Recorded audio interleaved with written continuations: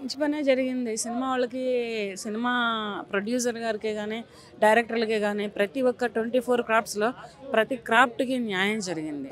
ఈ ఐబొమ్మ రాబట్టి సినిమాల్లో థియేటర్లలో సినిమాలు ఆడట్లేదు. ఇవాళ ఫస్ట్ షో మార్నింగ్ షో పడిందో లేదో ఫస్ట్ షో కల్లా అది ఫోన్లలో వచ్చేసేస్తుంది. ఫోన్లు ఏంటి, ట్యాబ్లు ఏంటి, తర్వాత మిగతా అన్నిట్లలో టెలికాస్ట్ అయిపోతుంది. దీని మీద ఏంటంటే సినిమా తీసిన ప్రొడ్యూసర్ నష్టపోతున్నాడు.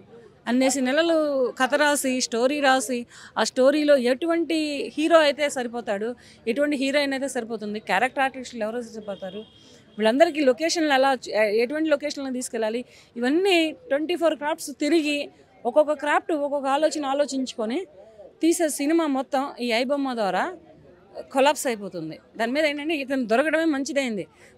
పోలీసులు కూడా ఇంతమంది బెదిరించాడంట. అంటే బాలీవుడ్ని బెదిరించి, హాలీవుడ్ని బెదిరించి, కోలీవుడ్ని బెదిరించి, నువ్వు ఏది బెదిరిస్తే బెదిరిపోతారా? నువ్వెంత ఉన్నావు, ఎంత బచ్చాగాళ్ళ ఉన్నావు, నీ వయసే చిన్నది, ఇంత టాలెంట్ ఎక్కడి నుంచి వచ్చింది? తండ్రి లోన్ మీద ఇల్లు కట్టుకున్న తండ్రికి లోన్ కట్టుకోలేక అతను బయటికి నెట్టేస్తే అతన్ని చూసుకోవడం చేత కానీ నువ్వు ప్రజలను ఉద్ధరించేటంతటి ఉద్యమకారుడు నువ్వు. ఈ లాజిక్ ఎక్కడ మిస్ అయిపోయారు ప్రజలే కానీ ఎవరైనా కానీ? సినిమా అంటే మాటలు కాదు, 2.5 గంటల సినిమా అని చెప్పేసి అంటారు. కానీ సినిమా తీయాలి అంటే 6 నెలలు టైం పడుతుంది, సంవత్సరం టైం పడుతుంది. రాజమౌళి గారు లాంటి డైరెక్టర్కి అయితే సంవత్సరాలు టైం పడుతుంది. పొద్దున్నే తెల్లారగంట 4 గంటలకు లెగుస్తారు, అందరూ అడ్డా మీద నుంచి ఉంటారు. జూనియర్ ఆర్టిస్ట్ దగ్గర నుంచి టెక్నీషియన్స్ వరకు కూడా ప్రతి ఆర్టిస్ట్ కూడా అడ్డా మీద నుంచి ఉంటాడు. తెల్లారు అర్ధరేతిగడ పేకప్ అయిపోయిందో తెలియదు. నిద్ర మానుకోవాలి, కష్టం మానుకోవాలి, నిలువు కాళ్ళ మీద నుంచొని యాక్టింగ్ చేయాలి. ఇక టెక్నీషియన్స్కి అయితే మాత్రం చేతిలో అయితే దండం పెట్టవచ్చు. కెమెరా టెక్నీషియన్స్కి అయితే మాత్రం, ఫుడ్ టెక్నీషియన్సే కానీ కెమెరా టెక్నీషియన్స్ కానీ చేతిలో అయితే దండం పెట్టవచ్చు. అంత కష్టపడతారనమాట. వాళ్ళు ఇంటికి వచ్చేటప్పటికి ఒళ్ళు మరిచి నిద్రపోతారు. అన్నం తింటారో లేదో తెలియదు, నీళ్ళు పోసుకుంటారో లేదో తెలియదు, కానీ ఒళ్ళు మరిచి నిద్రపోతారు. మళ్ళీ తెల్లారిపాటికి అలారం పెట్టుకొని మళ్ళీ ఎమ్మటనే ఇంత కష్టపడి తీస్తున్న సినిమాని ఐబొమ్మ అని ఒకటి తీసుకొచ్చి ఇతను ఎంత సినిమా ఫీల్డ్ని, సినిమా ప్రపంచాన్ని ఎంత లాస్లో పెట్టాడంటే అంత లాస్లో పెట్టాడు. ఇటువంటి ఐబొమ్మలు రాబట్టే ప్రొడ్యూసర్లు ఆ రకంగా టికెట్ల రేట్లు పెంచుతున్నారు. ఇంత ముందులో ఒక రిక్షా తొక్కుకునేవాడు ఉన్నాడు, ఒక ఆటో నడుపుకునేవాడు ఉన్నాడు, ఒక చుడవ అమ్ముకునేవాడు ఉన్నాడు, ఒక టీ బడ్డీ పెట్టుకునేవాడు ఉన్నాడు. చక్క పళ్ళంతా పని చేసుకుంటాడు. సరదాగా 100 రూపాయలు పెట్టి సినిమా చూసి వస్తాడు. ఇప్పుడు ఆ 100 రూపాయల టికెట్ ఎంత అయింది? 1000 రూపాయలు అయింది, 1500 అవుతుంది. అంటే ఈ ఐబొమ్మ వల్లనే వీళ్ళు రేట్లు పెంచుతున్నారు. అంటే ఫస్ట్ 2 డేస్ 3 డేస్లోనే వీళ్ళు పెట్టిన పెట్టుబడి మొత్తం లాగేసుకుంటున్నారు. ఇక్కడ నష్టపోతుంది ఎవరు? డబ్బులు పెట్టిన ప్రొడ్యూసర్, టికెట్ కొనుక్కొని వెళ్ళే ప్రేక్షకుడు, వీళ్ళిద్దరే నష్టపోతున్నారు.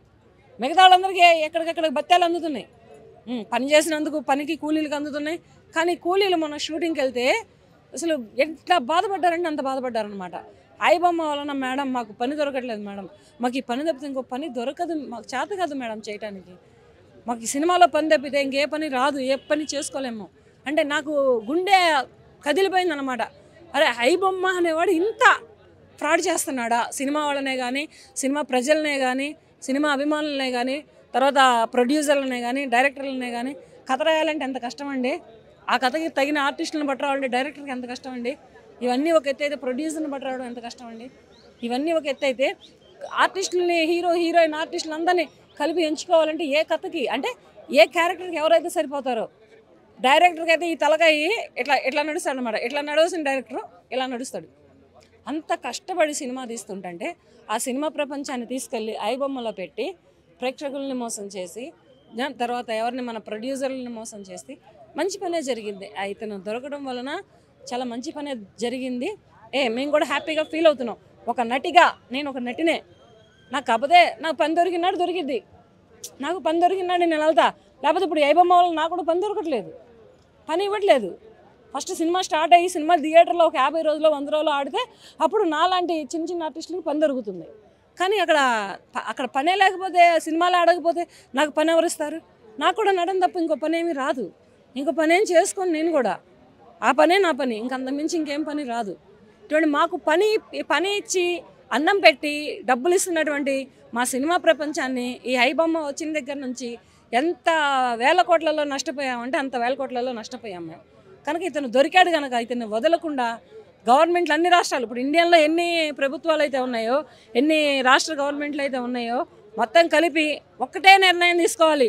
ఈసారి ఇటువంటి ఐబొమ్మ అనేది సృష్టించాలి అంటే వెన్నులో వణుకు పడాలి, ప్యాంటు తడిచిపోవాలి ఎవరికైనా కానీ. అది ఈ సినిమా ప్రపంచం జోలి రావాలి అంటేనే ఇటువంటి ఐబొమ్మలు ఏంటి, ఆ బొమ్మలు ఏంటి, ఈ బొమ్మలు ఏంటి తీసుకురావాలంటేనే వాడికి వెన్నుపూసి ఇరిగిపోవాలి, ప్యాంటు చొక్కా రెండు తడిచిపోయే అటువంటి ట్రీట్మెంటు మన సజ్జనార్ గారు మన హైదరాబాద్లో పట్టుకున్నారు కనుక సజ్జనార్ గారు ఇస్తే బాగుంటుందని నేను కోరుకుంటున్నాను.